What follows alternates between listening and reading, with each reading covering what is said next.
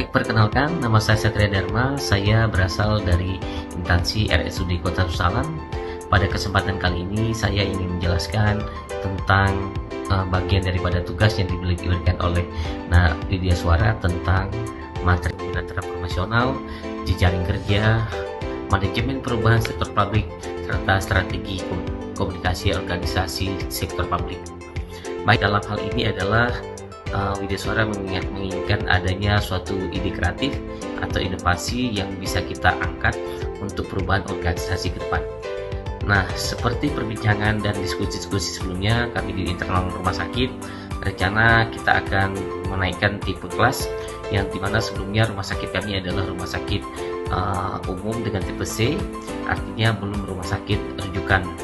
Jadi rencana kita adalah menaikkan status rumah sakit dari C ke B. Tentu dalam hal ini banyak tantangan yang kami diskusikan. Yang pertama adalah pada saat kita naikkan ke B, otomatis pendapatan jika pasien menurun, otomatis pasien pendapatan juga menurun. Dan ini juga akan merugikan rumah sakit itu sendiri. Nah, bagaimana kiat-kiat sebenarnya yang kita pikirkan supaya rumah sakit kita naikkan ke status ke B, tapi jumlah pasien meningkat dan secara otomatis klaim yang kita terima juga meningkat daripada BPJS. Tentu hal ini kita harus berpikir kreatif dan inovatif. Dalam hal ini saya menemukan suatu pola program yang saya sebut adalah program ramping. Nah, ramping ini adalah program di mana rumah sakit memberikan layanan rawat inap ditambah dengan adanya support makanan bagi pendamping pasien. Jadi ini untuk menstimulan bagi keluarga pasien yang membawa pasiennya atau keluarganya ke rumah sakit kami sebagai salah satu alternatif utama untuk membawa rujukan pasien kemari.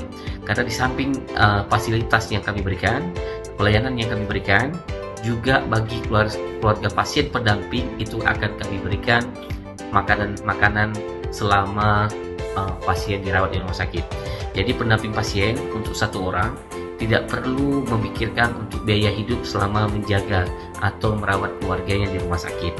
Jadi kami siap menanggung seluruh konsumsi yang diperlukan selama berada di rumah sakit. Kemudian untuk berikutnya adalah bagaimana kita mengkaitkan dengan empat teori atau 4 agenda yang telah ditentukan oleh Widya Suara. Adalah yang pertama mengaitkan dengan kepemimpinan transformasional. Jadi dalam ini adanya suatu ide yang kita tuangkan dari adalah ramping. Yang sebelumnya saya belum pernah mendengar atau belum pernah membaca tentang adanya program makanan untuk pendamping pasien. Jadi dengan ada program ini, semoga ke depan nanti kami juga lebih yakin untuk mempersiapkan rumah sakit menjadi rumah sakit yang tipe B dengan pelayanan yang komprehensif. Kemudian dari jejaring kerja, tentu hal ini kita sudah harus berkoordinasi dengan pemimpin atau pemilik rumah sakit, dalam hal ini wali kota, wakil wali kota, dan sekda. Tentu kita minta izin beliau dulu. Kalau saat ini akan terjadi komunikasi yang baik dua arah, tentu akan memudahkan kita untuk pelaksanaan perubahan ini. Kemudian juga perubahan izin dengan pihak BPJS, permohonan dengan BPJS. Semua BPJS jika sudah memenuhi syarat itu akan di ACC, tentu untuk komunikasi dengan jejaring-jaring kita. Semoga ini akan dimudahkan. Kemudian memberitahu juga ke Kemenkes tentang perubahan tipe. Berikutnya apabila di-approve maka akan ada membina jejaring dengan rumah sakit tipe C, klinik utama maupun FKTP. Kemudian saya menarik sebenarnya dari sisi jejaring kerja ini sangat berkorelasi dengan strategi komunikasi organisasi sektor publik. Dalam ini pada saat membina jejaring tadi juga perlu daya atau perlu skill tertentu dalam mengkomunikasikan tujuan. Kenapa kita katakan penting? Karena jika tidak gagal dalam komunikasi, maka akan gagal pula dalam proses implementasi perubahan tipe ini.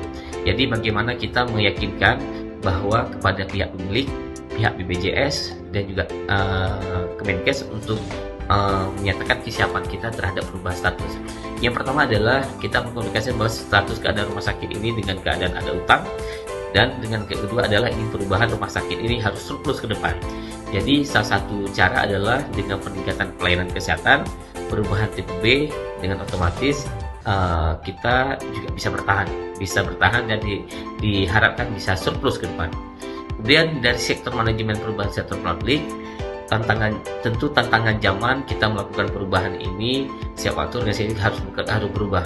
Dengan perubahan ini diharapkan terjadi penambahan pendapatan RSUD sehingga RSUD ke depan bisa surplus secara pendapatan hingga semakin lengkapnya jenis layanan yang diberikan. Jika kita lihat dari jenis perubahan, dari aspek-aspek pastel itu adalah kita lebih cenderung melihat perubahan itu dari sisi sosial dan sosial dan teknologi. Dari sosial tentu masyarakat menginginkan perubahan dan pelayanan lebih baik ke depan terhadap rumah sakit ini. Kemudian dari teknologi juga kita tahu bahwa dari waktu ke waktu kita sering sudah banyak disupport alat-alat kesehatan yang mumpuni, alat kesehatan yang sangat berteknologi tinggi, sehingga sayang pada saat alat lengkap kita tidak bisa memberikan pelayanan terbaik. Maka faktor-faktor inilah yang membuat kita terdorong untuk melakukan perubahan di internal rumah sakit. Demikian penjelasan dari kami, semoga bermanfaat ke depan dan implementasi ini bisa kami lakukan di tahun-tahun mendatang. Terima kasih.